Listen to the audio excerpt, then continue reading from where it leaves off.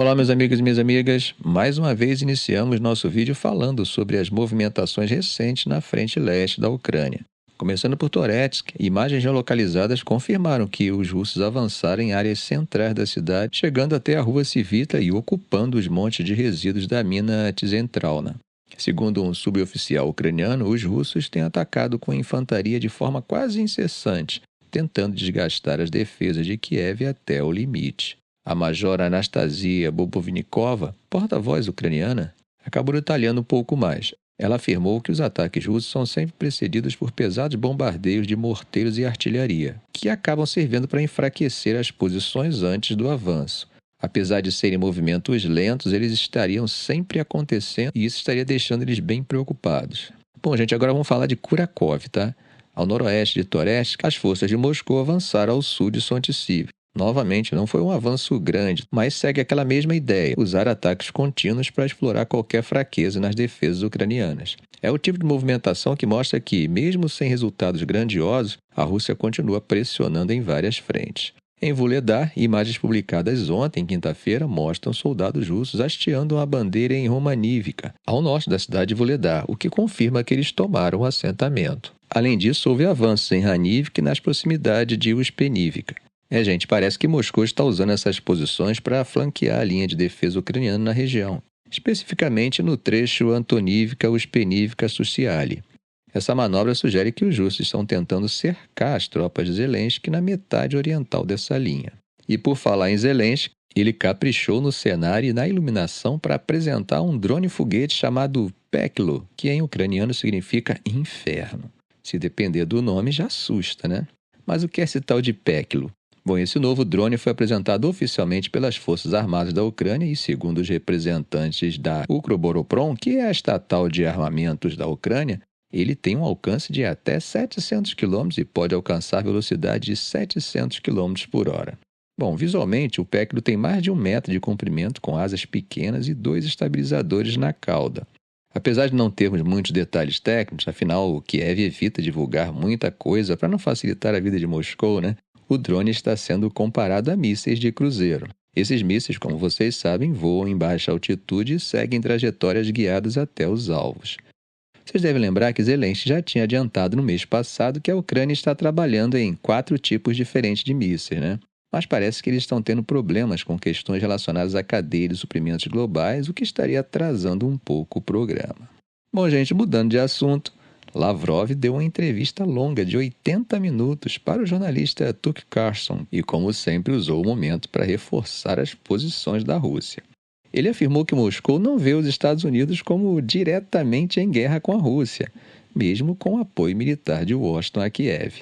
Segundo ele, o que a Rússia quer é relações normais com todos os seus vizinhos, incluindo os Estados Unidos. Agora vejam só, gente, Lavrov elogiou Trump, chamando ele de uma pessoa forte que quer resultados. Parece que há uma expectativa em Moscou de que a volta de Trump ao poder possa abrir novas portas para negociações. Agora, gente, o que dá para perceber é que, enquanto Biden tentou escalar com a liberação dos ataques em território russo e a tentativa de criar um ponto de não retorno, o que obrigaria Trump a ter uma posição mais assertiva no enfrentamento a Moscou quando tomasse posse, está sendo contornada na fala de Lavrov, perceberam? No entanto, o experiente chanceler não quis deixar dúvidas em relação à posição russa. Lavrov deixou claro que Moscou não está disposto a aceitar o que o Ocidente chama de derrota estratégica na Ucrânia. E para reforçar isso, lembrou o uso do míssil hipersônico intermediário Orezhnik, que foi disparado recentemente contra Dnipro. Segundo ele, esse ataque foi um recado para os Estados Unidos e seus aliados, uma forma de dizer: estamos prontos para tudo se for necessário, para proteger os nossos interesses. O velho chanceler falou ainda que a Rússia tem suas chamadas red lines, ou linhas vermelhas, né? Limites que o Ocidente não pode cruzar. Entre essas linhas, vejam só, gente, ele destacou que a Ucrânia jamais deve entrar na OTAN, que não pode haver bases militares estrangeiras em solo ucraniano e nem exercícios militares com tropas estrangeiras no país. Basicamente, para Moscou, a Ucrânia precisa permanecer como uma espécie de zona neutra. E tem mais. Lavrov afirmou que qualquer acordo de paz teria que levar em conta as realidades no terreno. que na prática significa reconhecer os territórios atualmente ocupados pela Rússia como parte do acordo.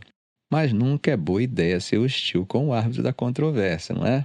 Então, e Lavrov fez questão de demonstrar abertura para negociações com Trump, destacando que Moscou considera Trump alguém que busca resultados. E não é só isso.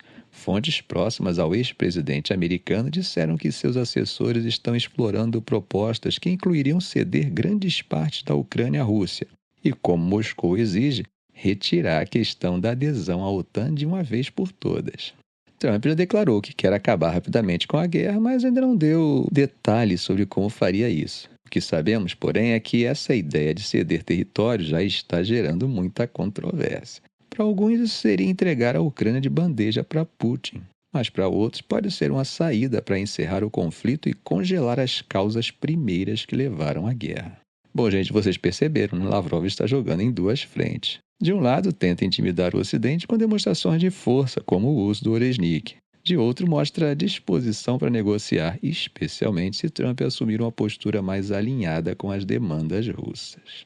Atravessando o Mediterrâneo, o líder do HTS, Abu Mohamed al-Golani, deu sua primeira entrevista desde o início da ofensiva, dizendo que o grupo quer reconstruir a Síria e repatriar refugiados. Ele também tenta moderar a imagem do HTS, dizendo que não representam uma ameaça ao Ocidente.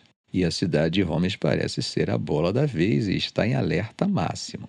Dentro da cidade, o clima é de tensão total. As ruas comerciais estão desertas e os escritórios de segurança do governo foram esvaziados às pressas. Muitos moradores, estão fugindo para os bastiões do governo em Latakia e Tartus, enquanto grupos de milícias pró-Assad fazem patrulhas. E, como resposta ao avanço rebelde, forças do governo estão enviando reforços para as posições ao redor de Homs. A Rússia também entrou em ação, bombardeando a ponte Rastan para dificultar o avanço rebelde pela principal rodovia que leva à cidade. Tá sentindo falta do Irã? Bom, Teherã não ficou de fora. Um oficial iraniano afirmou que o país está enviando mais mísseis, drones e conselheiros militares para apoiar Assad. Além disso, o Hezbollah, aliado de longa data do regime, mandou tropas de elite para Homs na tentativa de segurar os rebeldes. Apesar de estar lidando com múltiplos conflitos, Teherã parece determinado a evitar que Assad perca o controle de Homs. Lembra que logo no início disso tudo eu falei da complicação que isso poderia causar? Então, como se não bastasse, há sinais preocupantes de que o Estado ISIS, Daesh, que foi derrotado em 2017 e está ressurgindo em partes do leste da Síria. Maslum Abdi, líder das forças curdas apoiadas pelos Estados Unidos, alertou que o EI está aumentando suas atividades no deserto sírio em áreas como Deir al-Zor e Raqqa. Se os rebeldes tomarem Homs, isso será mais um golpe devastador para Assad, o que enfraqueceria ainda mais o regime que já depende pesadamente de apoio externo. Por outro lado, a mobilização do Irã e do Hezbollah mostra que Teherã está disposto a fazer o que for necessário para impedir essa derrota estratégica.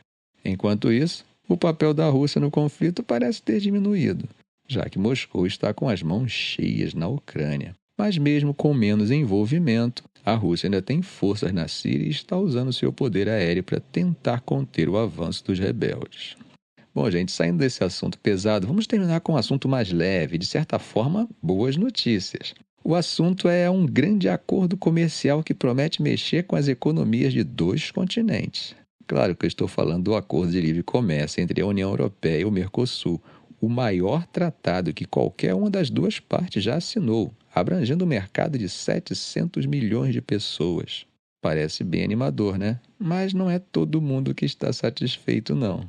O acordo, reduz tarifas sobre mais de 90% dos bens comercializados entre os blocos. Só para vocês terem uma ideia, em 2023, a União Europeia exportou 56 bilhões de euros em mercadorias para o Mercosul e outros 28 bilhões em serviços em 2022. Quem anunciou esse acordo histórico foi a própria presidente da Comissão Europeia, Ursula von der Leyen, e o presidente do Brasil, Luiz Inácio Lula da Silva. Os dois celebraram uma vitória para consumidores e empresas de ambos os lados. Depois de mais de 2 décadas de idas e vindas, parece que o acordo finalmente saiu. Mas calma lá, ainda há muitos obstáculos pela frente. Do lado europeu, consumidores e empresas enxergam o potencial de um mercado maior e mais barato para produtos. Por outro lado, agricultores e ambientalistas estão furiosos. Eles dizem que os produtos do Mercosul usam pesticidas mais agressivos, têm padrões ambientais mais frouxos e tratam os animais de forma que não seria aceito na União Europeia. Além disso, acusam o acordo de ser prejudicial ao meio ambiente, dado o histórico de desmatamento em países como o Brasil.